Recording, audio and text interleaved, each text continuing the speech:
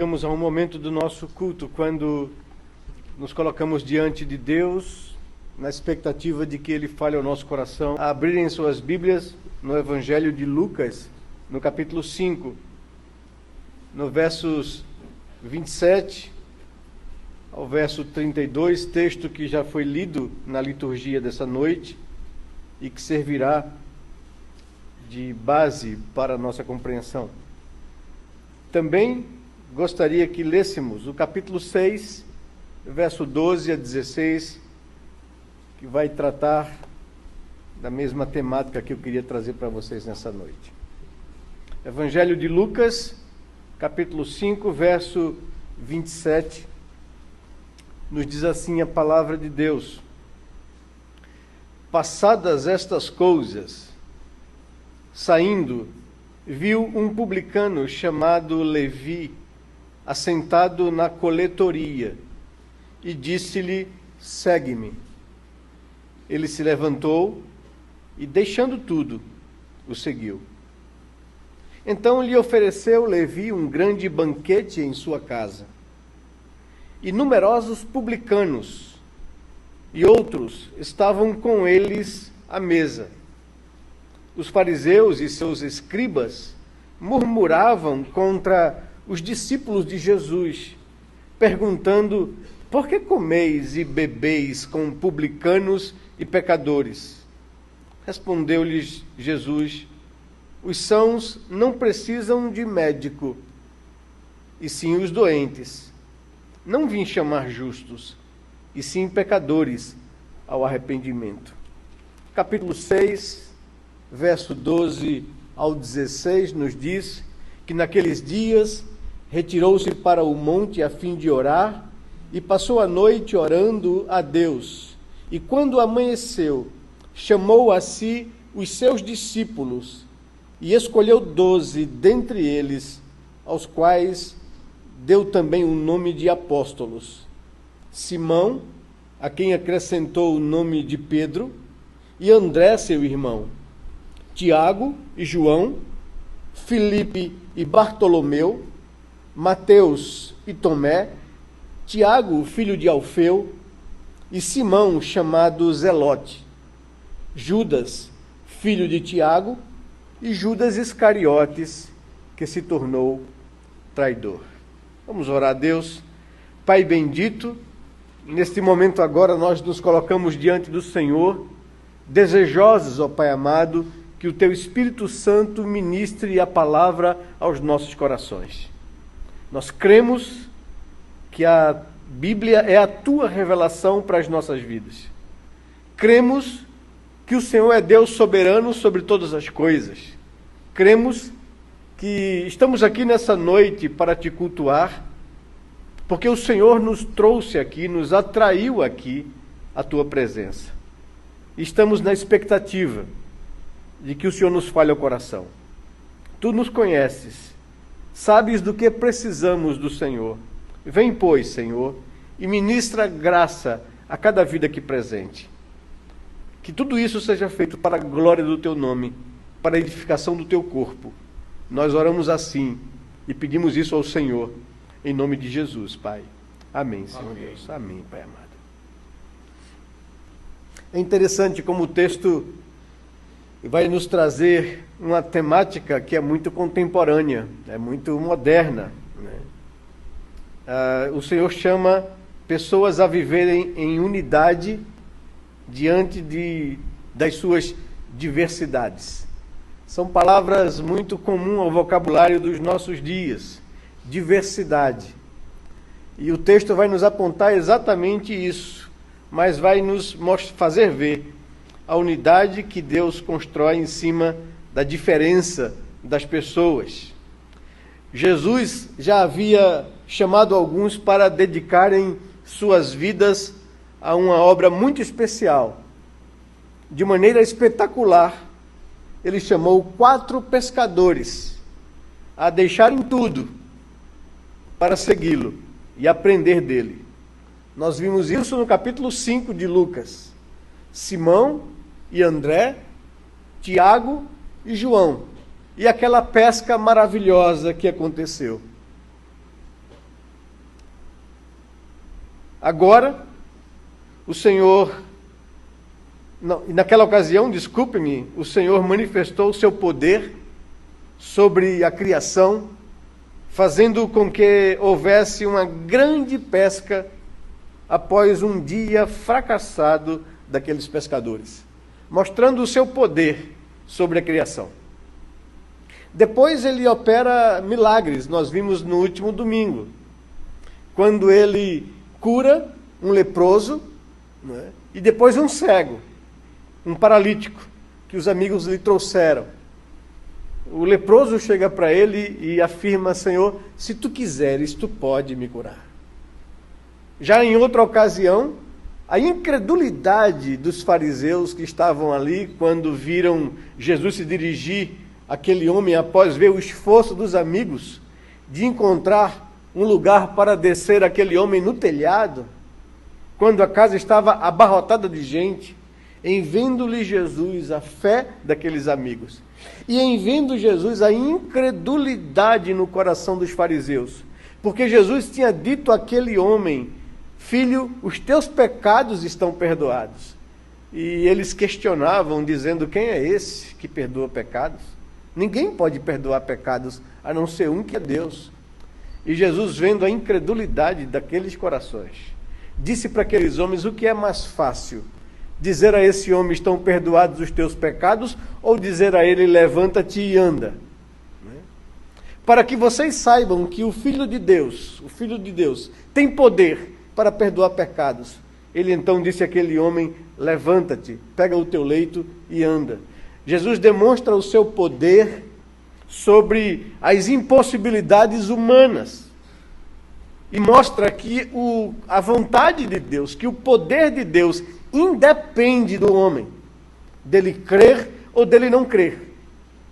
Que Deus opera segundo uma agenda dele, que ele faz segundo a sua própria vontade. Agora nós encontramos Jesus surpreendendo de outra forma. Ele chama Levi, filho de Alfeu, um coletor de impostos, um publicano, um israelita trabalhando para o Império Romano, cobrando impostos do seu próprio povo, Israel. Isso causou reações. Um mal-estar tremendo se estabeleceu entre os religiosos e entre a população.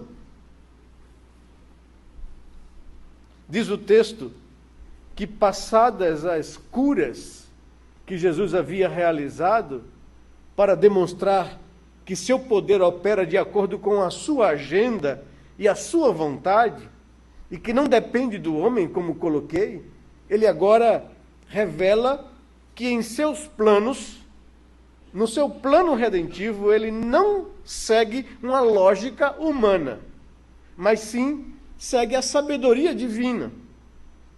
Ele, ao passar por um posto de cobrança de impostos, desafia o coletor para segui-lo. Levi, ao receber o desafio de Jesus, deixa tudo e vai após ele. Aquele convite, bem como aquela surpreendente decisão, o homem deixa a sua profissão, deixa a sua carreira para trás e se junta a Jesus. Causou muita polêmica, causou reações de religiosos e da população de Israel em geral. Levi, ou Mateus, oferece a Jesus um banquete. Ele quer apresentar a Jesus aos seus amigos, aos seus colegas de profissão, a sua classe de pessoas. Faz um grande banquete, chama os discípulos de Jesus e chama todos os publicanos com quem ele se relacionava e outras pessoas ali. E é exatamente nesse ambiente onde ele também chama religiosos a estarem presentes naquele momento que se dá toda a discussão, que se desenrola todo o texto, onde o qual eu gostaria de basear a mensagem dessa noite ao coração de vocês. O Evangelho é para todo tipo de pessoa. E isso parece óbvio para a gente, mas é muito importante, porque muitas vezes o nosso coração reage como reagiu o coração daqueles religiosos. Ao perceber que Jesus chama para si pessoas que nós não entendemos que deveria estar no meio do povo de Deus. Lá em Marcos, no capítulo 16, no verso 15, no texto da grande comissão, relatada por Marcos, diz assim o texto, que vão por todo mundo e anunciem o evangelho da graça a todo tipo de pessoa. Quem crê será salvo.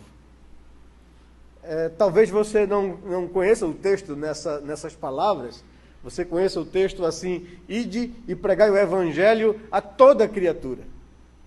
E geralmente as pessoas, quando veem esse termo, toda criatura, automaticamente raciocinam a cada pessoa do mundo, a todas as pessoas do mundo, né? Pensando em quantidade de pessoas que devem ser alcançadas. Mas o texto não está apontando para a quantidade de pessoas a serem anunciadas, mas para tipo de pessoas, para qualidade de pessoas. O texto está tentando nos mostrar que o evangelho deve ser pregado sem preconceitos, sem predileções, sem ver a quem. Jesus veio para salvar a todo tipo de gente. E é isso que está em discussão no texto de Lucas. É a reação dos religiosos que achavam que os publicanos eram indignos da graça de Deus e por isso murmuram em seus corações e questionam os discípulos de Jesus, dizendo por que Jesus está sentado à mesa com pecadores e publicanos. Por que ele chama um coletor de impostos, um corrupto, para fazer parte do seu colegiado de pessoas que vão ser por ele treinadas? Por que Jesus faz isso? Esse era o questionamento.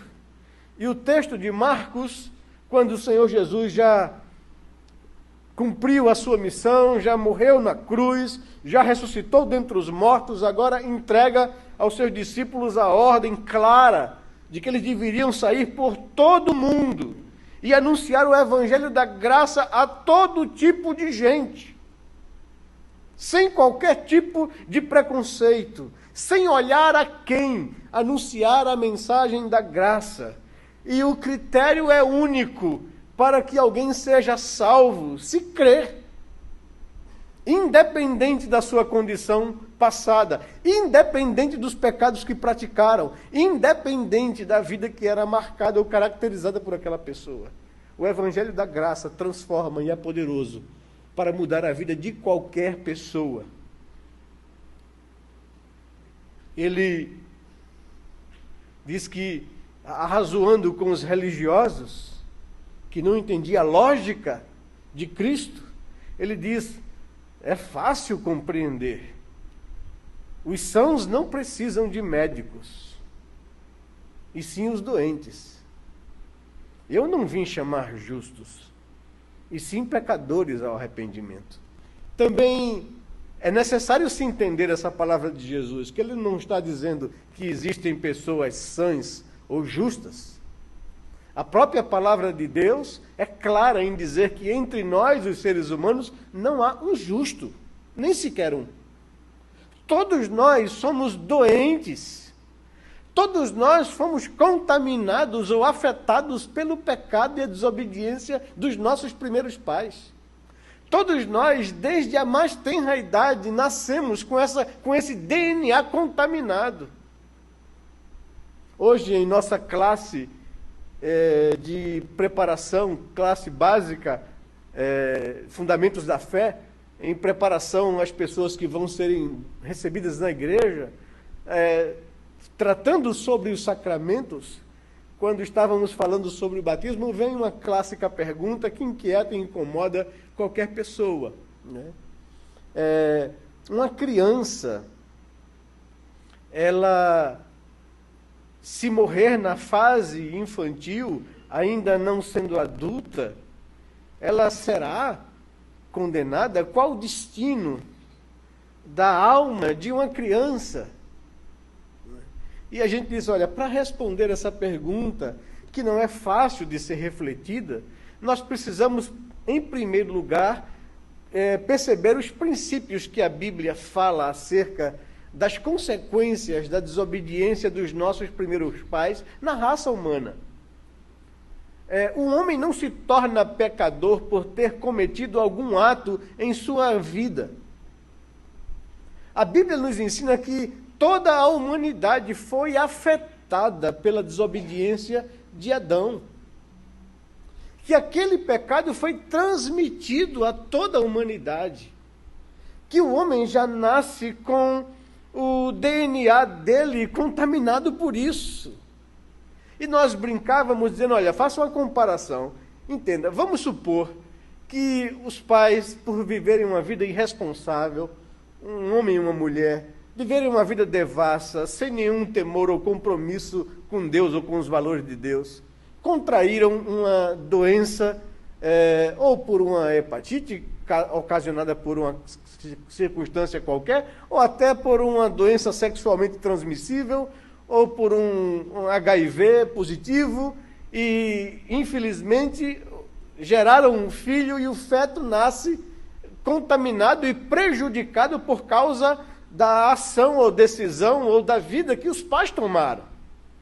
Aquela criança vai nascer com deformidades, aquela criança vai nascer trazendo em si um vírus letal, aquela criança vai sofrer as consequências da vida que os pais levaram.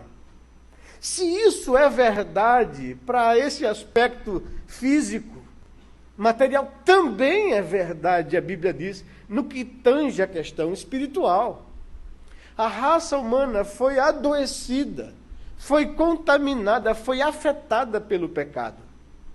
E os filhos nascem com essa natureza, que se manifestará mais cedo ou mais tarde. Contava até a experiência do Paul Tripp em relação a dizer, quando o meu filhinho começou a andar na casa, eu tive a preocupação de apresentá-lo aos perigos da casa. E andei por todos os cômodos da casa dizendo a ele, olha, ali é uma tomada, filho. Você não pode botar o dedo aqui. Se você colocar o dedinho aqui, você vai levar um choque e você pode até morrer. Ele olhava para o filhinho dele, ainda 1 ano de idade, e ele olhava e o filhinho olhava para ele olhava para o menino e dizia, ele não está entendendo nada do que eu estou falando. Mas eu preciso fazer isso. E fez isso por cada cômodo da casa, mostrando onde havia os perigos, onde ele não poderia chegar junto e mexer. Ele disse, os dias se passaram, e certa vez estava eu no sofá lá da sala de casa, lendo o jornal, e percebi que tinha alguém me observando. E olhei pelo fundo do olho e percebi que era o meu filho, olhando para mim e já com um dedinho na tomada.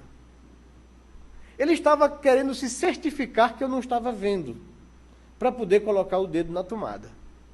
E eu pensei aqui com os meus botões, eu pensei que ele não entendeu nada do que eu disse, mas ele entendeu tudinho o que eu falei. Só que também se manifesta nele o que a Bíblia diz. A estutícia está no coração da criança desde a sua mais tenra idade. É isso que a Bíblia chama de natureza pecaminosa. Essa tendência aparentemente inocente de rebelião, de desobediência, de enfrentamento a limites impostos pelos pais, ou por aqueles que são superiores. É isso que a Bíblia chama de pecados, meu querido. E é por causa dessa natureza em rebelião contra Deus que o homem está na situação de condenação. Os pecados que nós classificamos como cabeludos, como feios, que não deveriam ser feitos, não é? Ou se forem feitos, sejam feitos escondidas, não é? Esses são apenas consequências da nossa natureza pecaminosa. Por isso, Jesus não está contradizendo um princípio bíblico de dizer que há pessoas justas e para essas pessoas ele não veio. Ele veio para as pessoas doentes. Ele está ironizando a hipocrisia dos religiosos. de se acharem justos aos seus próprios olhos, de classificarem quem é são e quem é doente, quem é justo e quem é pecador. Jesus está ironizando essas pessoas. Se vocês se acham justos aos seus próprios olhos, eu não vim para vocês. Um médico não vem para quem se considera justo. Ele vem para doentes. Eu não vim chamar justos, vim chamar pecadores ao arrependimento. Essa é a palavra de Jesus, repreendendo aquelas pessoas que tinham uma aparência de religiosidade, que se consideravam mais justos do que as outras pessoas, de que viam que determinadas pessoas eram indignas da graça de Deus, da misericórdia de Deus, que o Evangelho, que a vida religiosa, que a comunhão com Deus deve ser um direito de quem tem uma vida reta e justa aos seus próprios olhos. O Senhor disse: vocês não entenderam em absoluto nada. E é por isso que o grupo de maior conflito que Jesus teve e enfrentou foi exatamente os religiosos de Israel, os fariseus, os escribas, porque essas pessoas se achavam justas aos seus próprios olhos. Eu não vim chamar justos, vim chamar pecadores ao arrependimento. Mas eu queria me concentrar com vocês na diversidade entre os discípulos de Jesus. Eu queria chamar a sua atenção, porque Jesus está colocando esse texto exatamente no contexto dos seus discípulos. Vejam que coisa interessante. Quem eram os discípulos de Jesus? Primeiro, Jesus está chamando pessoas, várias pessoas. Dentre elas, eles chamam um grupo de pessoas, das quais depois o texto de Lucas capítulo 6 vai nos dizer que Jesus passou a noite em oração a Deus, e parece-me que o motivo da sua oração era buscar de Deus discernimento para escolher 12 a quem ele queria próximo de si, a quem ele queria investir e treinar e preparar esses 12 discípulos de forma muito especial para que eles viessem a ser enviados por Jesus após a sua missão. Se tornaram então apóstolos, ou enviados pelo Senhor. E esses 12, Lucas capítulo 6, versículos 12 a 16, nos diz. Mateus também tem a sua relação, e Marcos, né, são os evangelhos que acompanham a mesma narrativa deles, sinóticos. O texto diz que Simão, Pedro, André, Tiago e João eram pescadores. Simão, Pedro e André eram filhos de Jonas. Simão Bar-Jonas, né? Essa expressão quer dizer filho de Jonas. Simão e André, dois irmãos, pescadores, já vimos isso em Lucas 5. Tiago e João, sócios, e parece que aparentados de Simão e de André, eram filhos de Zebedeu, também um pescador. Eram atividades de geração a geração. Então, 4 pescadores dentre os 12 discípulos de Jesus. Havia também Filipe e Bartolomeu. Havia Mateus ou Levi. Marcos nos diz que Levi, ou Mateus, era filho de Alfeu. E que tinha uma profissão, ele era publicano. Também diz Tiago, o menor, ou Tiago, filho de Alfeu. Não sabemos se esse Alfeu é o mesmo Alfeu de Mateus. Se for, eles são irmãos. Se não, é uma outra pessoa. Mas nos evangelhos nós encontramos essa referência, que Levi, filho de Alfeu, e noutra lista, noutro evangelho, Tiago, filho de Alfeu. Havia Tomé, aquele que nós conhecemos pela sua incredulidade, de querer colocar as mãos e ver as provas da ressurreição. Tinha um outro Simão, Zelote, e aqui essa expressão Zelote fazia parte de um partido revolucionário que apregoava uma luta armada contra o domínio romano. Havia também Judas Tadeu, filho de Tiago, não deveria ser nenhum desses aqui apóstolos, esse seu pai, e Judas Iscariotes. A palavra Iscariotes é derivada da palavra sicário, não é? Que era também extremistas, revolucionários, que apregoava o homicídio, o matar autoridades romanas, ou autoridades de Israel que se vendiam a Roma. Então, o que eu quero chamar a sua atenção é para perceber a diversidade entre os 12 discípulos que Jesus escolhera para fazer parte do seu colégio apostólico. Ele passou 3 anos treinando essas pessoas. Então, vamos lá, haviam entre eles rude pescadores. Alguns textos da Bíblia dizem que esses homens, esses rudes pescadores, eram iletrados.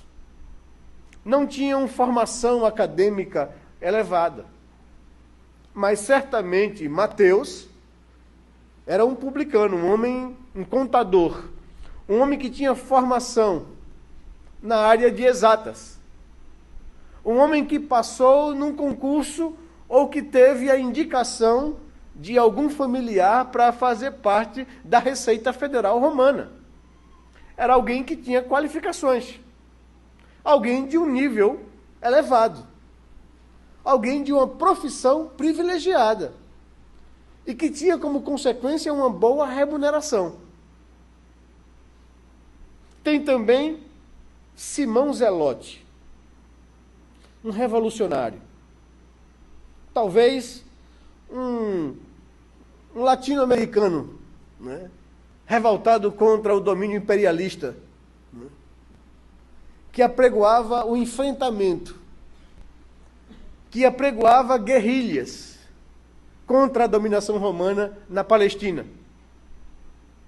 E um Iscariotes, que é diferente de um zelote.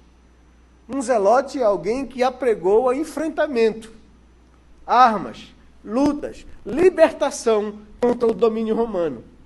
Um Iscariotes não. Eles não pregam isso. Eles são extremistas também. Eles têm ideologias políticas contrárias também, mas eles não apregoam um enfrentamento, porque eles sabem que isso não vai dar em nada. Eles dizem, a gente deve viver numa guerrilha escondida e a gente deve sair matando as autoridades de Israel que se vendem ao Império Romano. Ou até mesmo se tivermos a oportunidade de matar alguma autoridade romana. Eram então extremistas, homicidas, revolucionários. Vejam bem que coisa interessante. Jesus chama gente de todo tipo para fazer parte do seu colegiado. E é isso que está aqui dentro do contexto da vocação dos pescadores, em Lucas capítulo 5, e da vocação de um publicano, ainda no capítulo 5.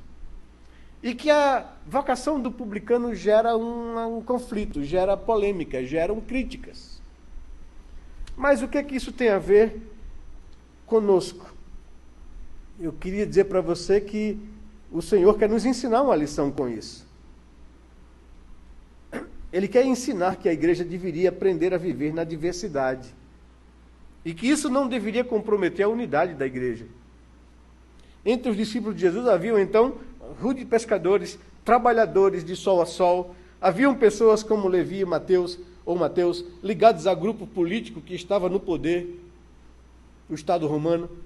E haviam também entre os discípulos pessoas ligadas a grupos de oposição ao Império Romano. Vemos Simão, Zelote, vemos Judas Iscariotes.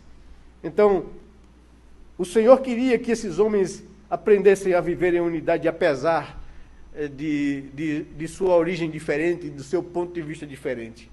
Olha para o lado da pessoa que está do seu lado. Você tem aí diversidades no seu meio. Tem pessoas aqui que são ricas. Tem pessoas que são pobres. Tem pessoas que têm uma formação elevada, tem outras que não têm essa formação elevada. Tem pessoas que são empreendedoras, tem pessoas que são na área de saúde, tem pessoas de vários tipos de compreensão. Tem educações diferentes, tem valores diferentes, de famílias diferentes, somos diversos. Sexta-feira estávamos reunidos no conselho, tratando assuntos delicados da vida da igreja. E tratando e vendo, dando opinião e querendo compreender a cabeça um do outro em relação a alguns pontos de vista bíblicos para serem aplicados na vida da igreja.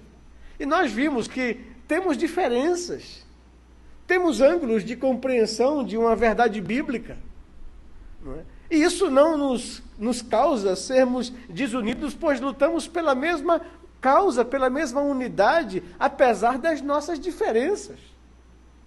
Isso é igreja, isso é cristianismo, isso é vida, isso é relacionamento. Por quê? Porque temos uma unidade de propósito maior. Além de sermos desafiados a vivermos unidade em meio à nossa diversidade, em segundo lugar, a nossa diversidade não pode nos desunir, porque temos um propósito maior do que os nossos propósitos particulares.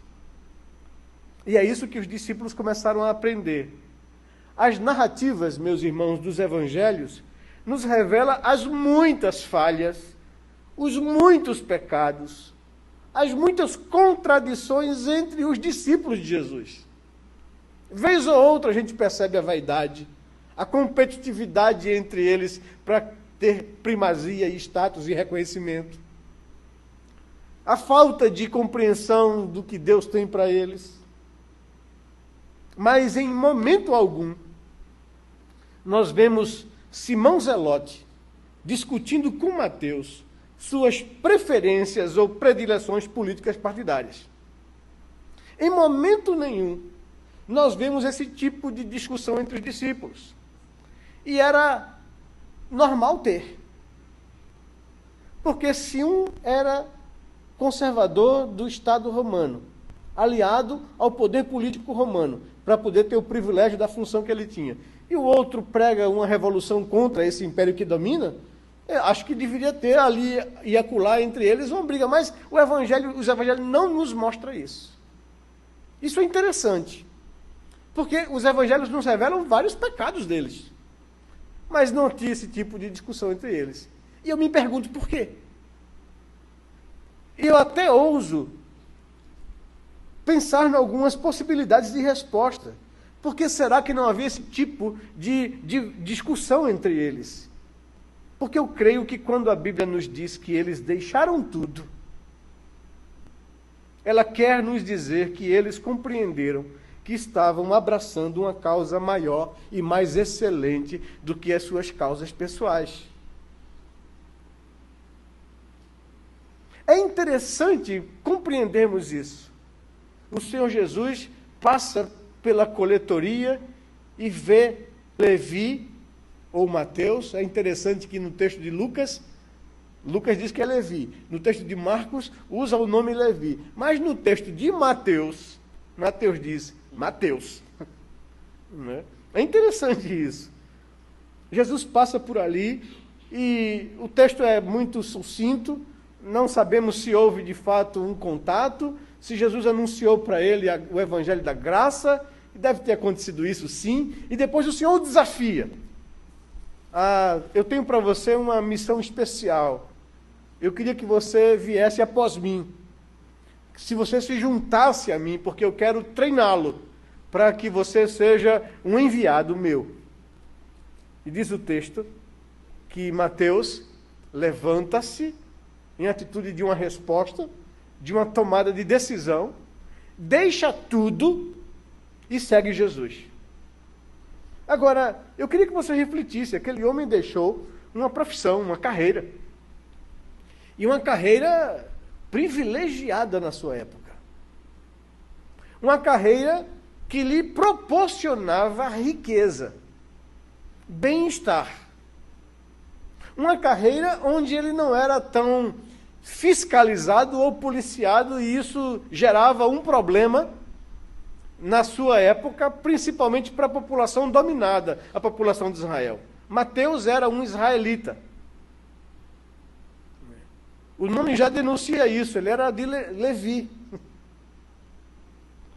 E ele, não sabemos porquê ou como, mas ele se tornou um fiscal da Receita Federal Romana, um coletor de impostos. Era uma estratégia de Roma. Roma, para qualquer dominador, numa nação dominada, ele precisa ter inteligência e cautela para não criar tanto atrito, já visto que é um atrito, um povo está dominado por outro povo. O que ele fazia para cobrar impostos dos povos dominados? Eles abriam possibilidade de trabalho para pessoas daquele mesmo povo se tornarem agora empregados do império dominador, e eles mesmos cobrariam impostos daquele povo, e só seriam então fiscalizados para mandar o necessário do imposto, a parte do imposto para o Império Romano, e parte ficaria com ele como seu sustento ou salário. E, geralmente, as pessoas que lidavam com isso eram odiadas por duas razões. Primeiro, porque era um traidor na visão do povo dominado. Como é que um israelita se passa para cobrar impostos do povo dele para mandar para Roma? Já era antipatizado por causa disso. Mas o segundo motivo era o motivo mais grave. Talvez o motivo mais que nós bem conhecemos de perto, porque vivemos um momento muito delicado em nosso país. Corrupção. Geralmente, naquela época, os cobradores de impostos eram pessoas corruptas, que se aproveitavam da sua função para cobrar mais do que o devido e viver de forma ilícita, ganhar dinheiro de forma ilícita, juntar fortunas de forma ilícita. Por isso eles eram odiados pelo povo. E aí você vai entender o conflito e o dilema causado, porque as pessoas não queriam que Jesus tivesse ou sentasse à mesa com pessoas assim, ou tivesse entre o seu grupo pessoas assim. Conhecemos muito bem a história de Zaqueu, um outro coletor de impostos. Conhecemos muito bem a história que Jesus conta do fariseu e do publicano, o cobrador de impostos, que não eram pessoas religiosas, que não eram pessoas que conviviam bem com a sociedade, ou população de forma geral. Eles tinham seu grupo restrito de relacionamento e eram todos coletores de impostos.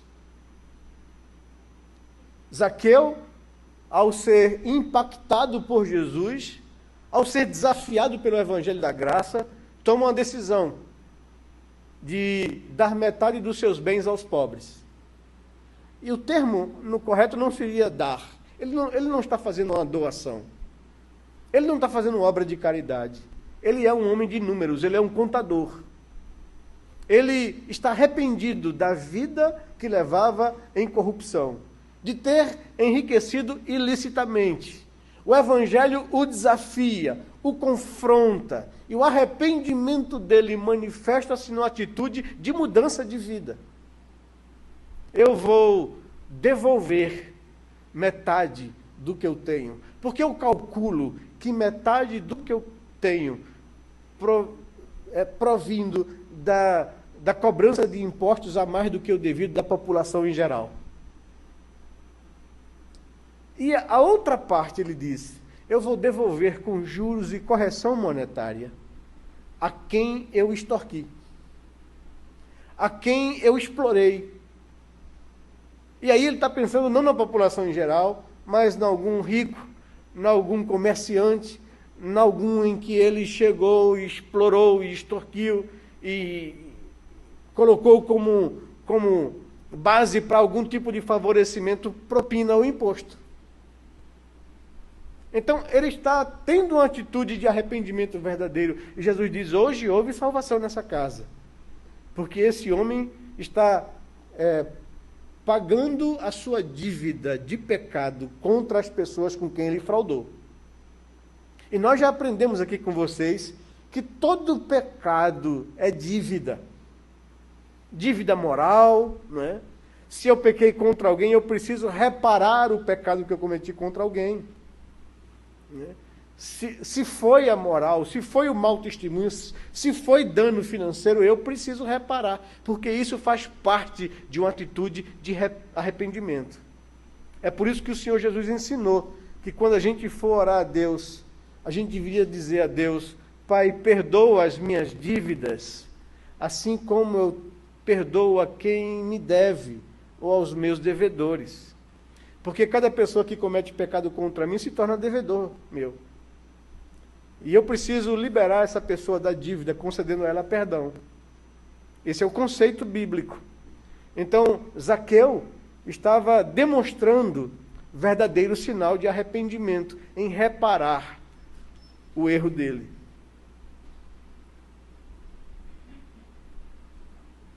Nós vemos que a atitude de Mateus foi uma atitude de largar a vida de corrupção que ele vivia. Ele entendeu que havia uma causa maior para seguir. Ele abriu mão do dinheiro, da profissão, da carreira. Ele entendeu que a causa do reino de Deus era maior do que os seus próprios projetos pessoais. Que o projeto redentivo de Deus é maior e mais excelente do que os meus projetos pessoais. É preciso abrir mão por algo maior. A mesma coisa foi o desafio que Simão, o Zelote, entendeu. Tem uma causa revolucionária maior do que a minha causa política, que é a causa do reino de Deus. Eu deveria colocar a minha energia, a minha força, o meu ímpeto por justiça humana, pela justiça de Deus. Eu tenho um povo a libertar, e não é apenas um povo numa condição étnica, não é uma nação, não é libertar o povo de uma ideologia política. Eu tenho algo maior que me está sendo oferecido, é libertar o homem das garras do pecado e da condenação.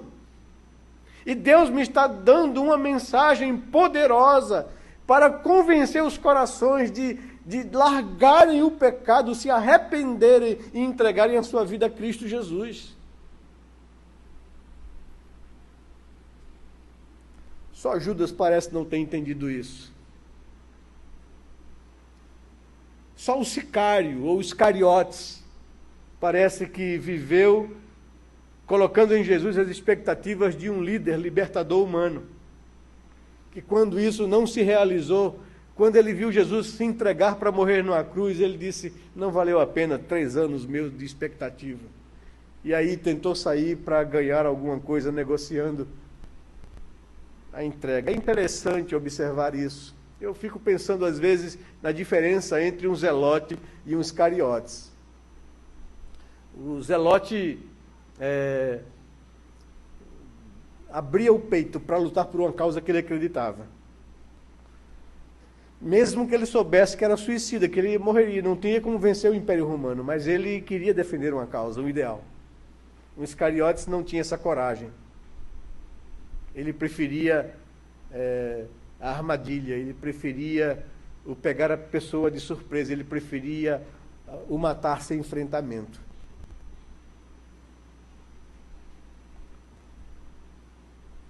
Unidade de propósito maior do que os meus projetos pessoais de vida. Eu fico pensando, e tenho batido nessa tecla aqui vez ou outra com vocês. Jesus chega para Pedro e para João, chega para André e para Tiago, depois de um dia de fracasso profissional, e diz para eles: olha, lancem a rede do outro lado. E eles dizem: Senhor, nós somos experientes pescadores, passamos a noite toda no mar, não conseguimos nada. O Senhor é carpinteiro, não entende disso. Mas nós vamos confiar na tua palavra. Pelo teu comando a gente vai lançar a rede. E eles lançaram a rede e quase iam a pique de tanto peixe que pegaram. E nesse momento mais sublime de realização profissional, né? De obtenção de produto, de possibilidade do lucro, o Senhor diz para eles: agora larguem isso, eu tenho algo maior para vocês. Eu vou fazer de vocês pescadores de homens. Né? E eles, desafiados pela palavra de Jesus, entregam as suas vidas a Deus por esse projeto maior. Agora acontece com Mateus. Mateus, eu tenho algo maior para você. Você vai fazer contabilidade, não é de dinheiro, é de vidas. Não é? Eu tenho algo maior para você. E Mateus, desafiado pelo projeto maior que lhe for apresentado por Jesus, larga tudo e segue Jesus. Sabe, meus queridos, eu não quero que vocês larguem as suas profissões ou larguem as suas vidas no sentido daquilo que vocês foram chamados a produzir. Não é isso que está em jogo. Para aqueles homens era uma vocação específica. Eu conversando com o Josimar, ele me falando da sua experiência e da convicção que Deus tem posto no coração dele como empreendedor. Não é? Mas Deus colocou desafios no coração dele enquanto um profissional e empreendedor. E ele começou a entender que deveria colocar esses empreendimentos ou o resultado deles nas mãos de Deus. E, de vez em quando, a gente compartilha da possibilidade que Deus tem dado a ele de compartilhar a fé com pessoas, com grandes empresários do Brasil da área farmacêutica. De compartilhar a fé e de ter criado um ambiente onde as pessoas agora, depois, mesmo que ele deixou a presidência dessa corporação, dizem, mas nós queremos que você continue dando os estudos bíblicos e falando de Deus para a gente. Gente que não é crente, gente que não conhece a graça de Deus. E vejam só, é impossível um pastor chegar nesse meio, ter essa oportunidade. Mas Deus vocaciona pessoas para alcançar grupos que normalmente não seriam alcançados. E ele me falando que teve um voo com um grande empresário da construção civil e que depois de uma palestra que ele deu, a pessoa chegou para ele particularmente e disse: a gente tem alguma coisa em comum. E ele perguntou: o que é que temos em comum? E esse jovem empresário, não é, bem sucedido, falou: olha, eu assumi as empresas do meu pai, da minha família, mas eu, desde jovem, cresci na igreja, fui chamado por Deus para o ministério, dediquei minha vida a isso, me formei pastor, exerci o ministério pastoral, e meu pai, já doente, me chamou para que eu assumisse as empresas da família. E eu estou aqui como empresário, mas estou meio assim em conflito, porque eu sei que a minha vocação é pastoral. E Josimar chegou para ele com a sua experiência e disse: mas por que você não acha que você pode alcançar pessoas na área? E aí compartilhou da experiência. O que eu estou querendo dizer para vocês, meus queridos, é que você não tem que largar a sua vida para poder ser um cristão. Eu estou dizendo que você tem que entregar o que você tem nas mãos de Deus. Eu estou dizendo que você não tem que ter a sua profissão como o seu Deus, nem como o objetivo maior da sua vida. Eu estou dizendo que Deus chama pessoas diversas, de diversas áreas, com diversas capacidades, para servi-lo em unidade como igreja. E você pode ser uma bênção se você entender esse projeto de Deus. Se você sujeitar a sua vocação, seus talentos, seus dons, seu chamado profissional nas mãos de Deus, para que Deus use isso para a glória dele. Porque há espaço em todas as áreas para que se fale do Senhor Jesus, para que se apresente o Evangelho da graça.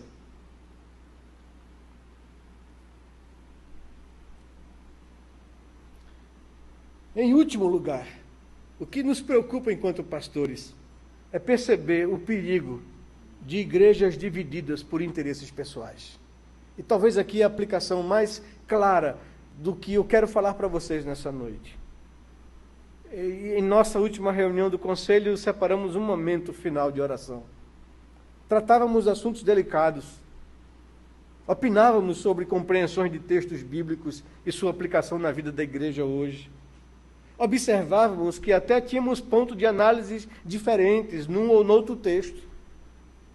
Mas nossa maior preocupação é o cuidado em não permitir que o inimigo da igreja se utilize das diferenças para promover conflitos, para promover instabilidades à vida da igreja.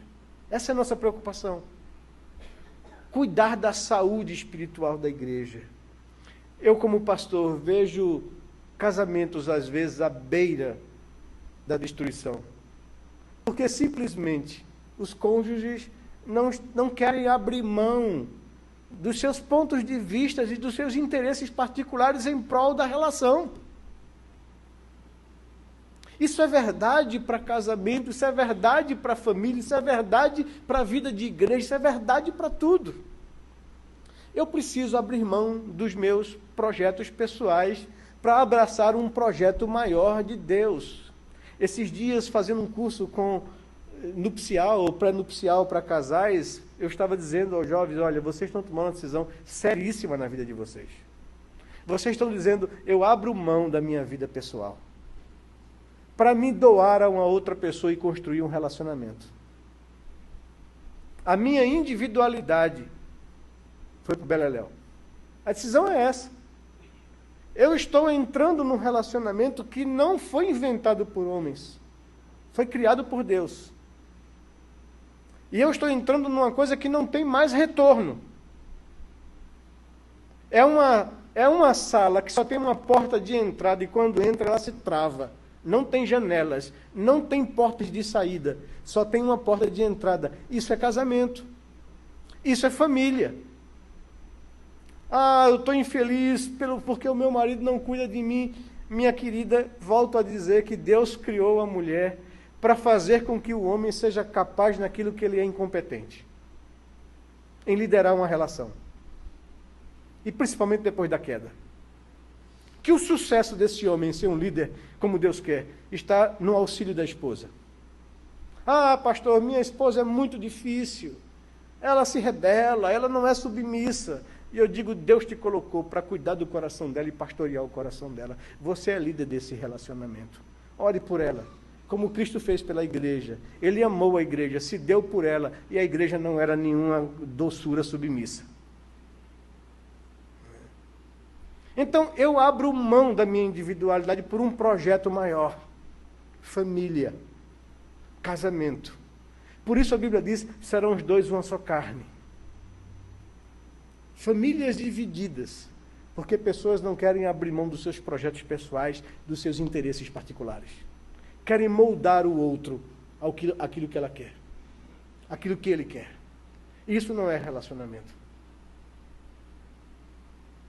Eu tenho que entender a diversidade, eu tenho que entender a diferença, eu tenho que conviver com a diferença, eu tenho que celebrar a diferença. Eu vivia muito tempo da minha vida pastoral cheia de dilemas e conflitos, e colocando sobre mim um peso que eu não aguentava, porque me era exigido pelas pessoas e por mim mesmo, que eu fizesse e fosse bom em tudo quanto é área de igreja. Tinha que ser administrador, tinha que ser visitador, tinha que ser conselheiro, tinha que ser mestre, tinha que ser isso, tinha que ser aquilo, tinha até que socorrer pessoas, tinha até que construir igreja, tinha tudo. E eu dizia, meu Deus do céu, eu não sei fazer tudo isso. Mas vivia na pressão de ter que dar conta e dar resposta às pessoas.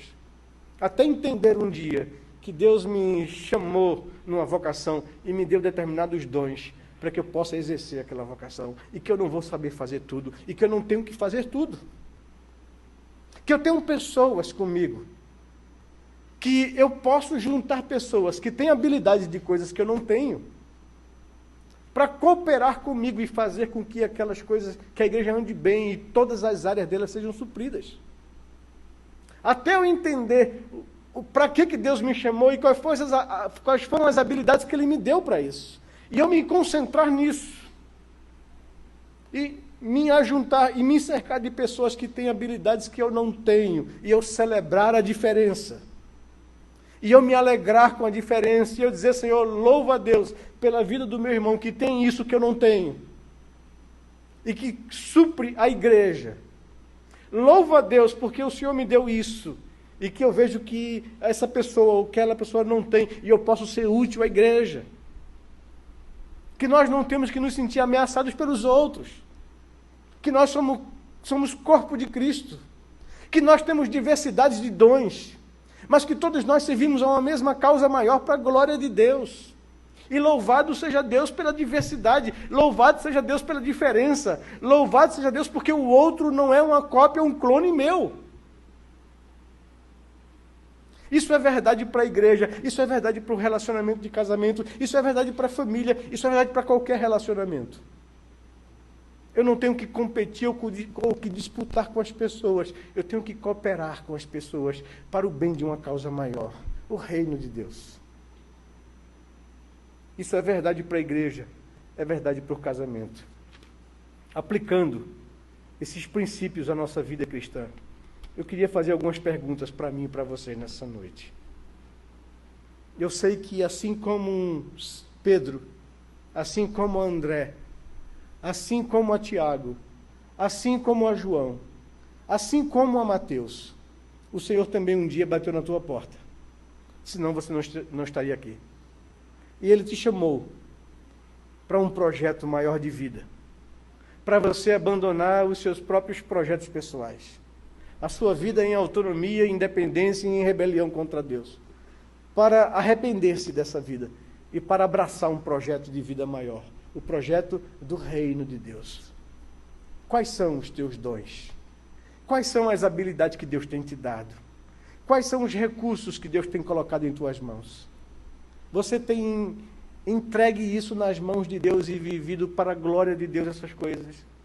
Ou você tem uma compreensão de cristianismo que é uma compreensão partida, onde o que é cristianismo é aqueles domingos que eu vou para a igreja para prestar culto a Deus. O resto da minha vida é minha. E Deus está dizendo, não, filho. Eu te chamei para que você abra a mão de tudo. E renda e entregue a mim. Para que eu possa usar a tua vida para a glória do meu nome, para a salvação de outras vidas. É isso que Mateus entendeu. Foi essa decisão que ele tomou. E a celebração dele foi a festa que ele preparou para Jesus. Chamou todos os seus amigos publicanos. Venham conhecer um homem que transformou a minha vida. Eu queria lhes apresentar alguém que pode fazer diferença na vida de vocês. É isso que Mateus estava fazendo. Celebrou um grande banquete, uma grande festa, para apresentar às pessoas o homem que o levou a tomar uma decisão radical na vida, de entregar tudo a Ele. Eu queria nessa noite que Deus pudesse mexer com você, falar o seu coração. Eu queria que você se perguntasse a si mesmo, se a vida que você tem vivido plenamente e completamente para Deus. Ou se você tem dividido essa sua vida em duas partes. Não, com Deus é isso aqui, pastor.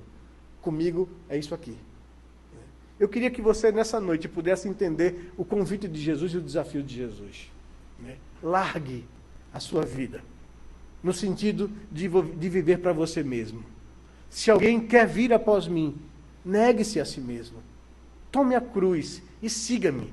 É um projeto maior de vida do que um projeto pessoal e particular seu. Consagre isso a Deus. Entregue isso nas mãos de Deus. E Deus vai fazer grandes coisas da sua vida. Eu queria chamar você à oração nesse momento agora, a você pensar no seu coração. Como tem sido, como você tem vivido a sua vida?